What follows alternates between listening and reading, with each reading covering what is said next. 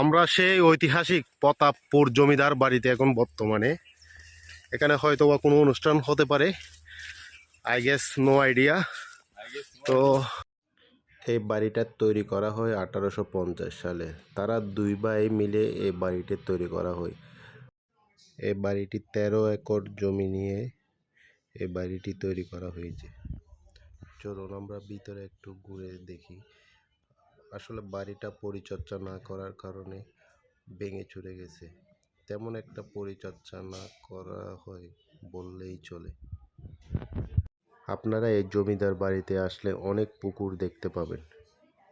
অনেক জমিদাররা এই জমিদার বাড়িতে ঘুরতে আসতো এবং দেখা করতে আসতো জমিদারদের সাথে। 1996 সাল পর থেকে তারা এই বাড়ি ছেড়ে চলে যায়।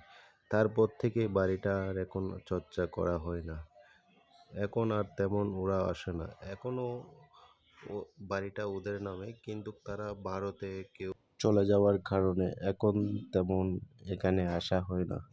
সেই প্রেক্ষিতে বাড়িটা এমনিতেই পড়ে আছে।